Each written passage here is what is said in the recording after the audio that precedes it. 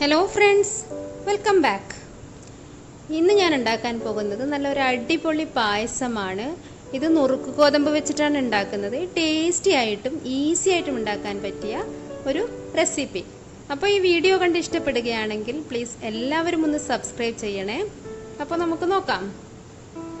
ഇതാണ് നുറുക്ക് ഗോതമ്പ്. ഇത് കടയിലൊക്കെ വാങ്ങിക്കാൻ കിട്ടുന്നതാണ്. ഞാനിവിടെ ഒരു 1.5 കപ്പ് ഈ മെഷർമെൻറ്റ് കപ്പിലാണ് എടുത്തിരിക്കുന്നത്. ഇത് നന്നായിട്ട് കഴുകി ഒരു 1.5 മണിക്കൂറെങ്കിലും സോക്ക് ചെയ്ത് വെച്ചെടുക്കണം. എന്നിട്ട് വേണം വേവിക്കാൻ. അങ്ങനെ വരുമ്പോൾ പെട്ടെന്ന് തന്നെ വെന്ത് കിട്ടും. ഇപ്പോൾ ഇത് ഞാൻ തിളച്ച വെള്ളത്തിലേക്ക് ഇട്ട് കൊടുത്തിട്ടുണ്ട്. ഇനി കുക്കറിലാണ് വേവിക്കുന്നതെങ്കിൽ ഒരു 2-3 വിസിലിനുള്ളിൽ നിങ്ങൾക്കിത് വെന്ത് കിട്ടും. അപ്പോൾ ഇതിലേക്ക് ഒരു 1.5 ടീസ്പൂൺ നെയ്യും കൂടെ ചേർത്ത് കൊടുക്കാം.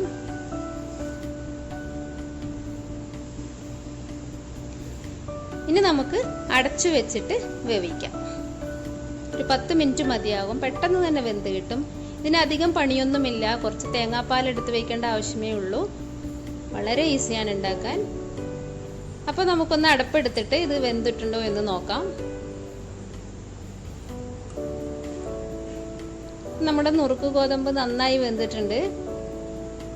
ഈ സമയത്ത് നമുക്ക് ശർക്കര ഇട്ട് കൊടുക്കാം. ഞാനിവിടെ ഒരു 250 ഗ്രാം ശർക്കരയാണ് ചേർത്ത് കൊടുക്കുന്നത്. ഇത് നല്ല വെളുത്ത ശർക്കരയാണ്. ഇതിനധികം കളറില്ല. അപ്പോൾ ഇത് കല്ലില്ലാത്ത ശർക്കര ആയത് കാരണം ഞാൻ ഇതുപോലെ തന്നെ ചേർത്ത് കൊടുത്തതാണ്. പാവാക്കേണ്ട ആവശ്യമില്ല. ഇനി ഇതെല്ലാം കൂടെ ഈ ശർക്കരയും നെയ്യും ഗോതമ്പും എല്ലാം കൂടെ നന്നായിട്ടൊന്ന് കുറുകി വരണം.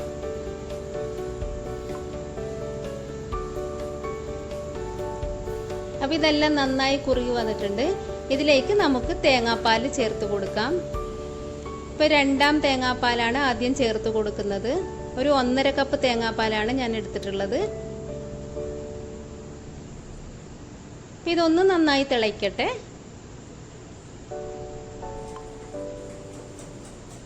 ഇതിലേക്കൊരു പിഞ്ച് ഉപ്പും കൂടെ ചേർത്ത് കൊടുക്കണം. ഇത് നന്നായി തിളച്ചിട്ടുണ്ട്. ഇതിലേക്ക് ഇനി 1ാം പാൽ, തേങ്ങാപ്പാൽ ഒരു 1.5 കപ്പാണ് ഞാൻ എടുത്തിട്ടുള്ളത്. നല്ല കട്ടിപ്പാലാണ്. അപ്പോൾ 1ാം പാലും കൂടെ ചേർത്തിട്ടുണ്ട്. ഇതൊന്നെല്ലാം കൂടെ നന്നായി മിക്സാക്കി കഴിഞ്ഞാൽ ഇനി നമുക്കിത് കുറേ നേരം തിളക്കാൻ വെക്കണ്ട. കാരണം 1ാം പാൽ ചേർത്ത് കഴിഞ്ഞാൽ പെട്ടെന്ന് തന്നെ സ്റ്റൗ ഓഫ് ചെയ്യണം. അപ്പോൾ അതിനു മുമ്പായിട്ട് നമുക്ക് കുറച്ച് ഏലക്കാപ്പൊടി ഇട്ട് കൊടുക്കാം.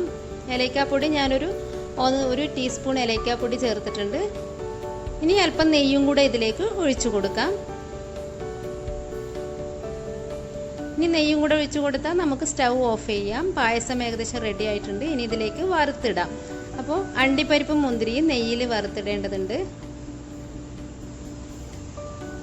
നമുക്കിതിലേക്ക് തേങ്ങാക്കൊത്തും കൂടെ വറുത്തിടാവുന്നതാണ്. നല്ല ടേസ്റ്റി ആയിരിക്കും. ഞാനിവിടെ അണ്ടിപ്പരിപ്പും മുന്തിരി മാത്രമേ വറുത്തിടുന്നുള്ളൂ. അപ്പോൾ ഈ ചൂടായ നെയ്യിലേക്ക് അണ്ടിപ്പരിപ്പ് ഇട്ട് കൊടുക്കാം. ഇത് കുറച്ച് ബ്രൗൺ കളറാകുന്നത് വരെ ഇത് വറുക്കാം.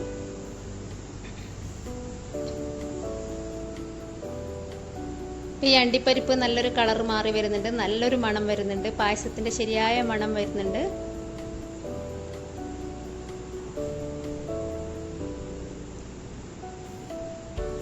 അപ്പൊ നമുക്കിത് പായസത്തിലേക്ക് ഇട്ട് കൊടുക്കാം. അണ്ടിപ്പരിപ്പ്. ഇനി ഇതേ നെയ്യിലേക്ക് തന്നെ നമുക്ക് മുന്തിരിയും കൂടെ വറുത്തെടുക്കാം.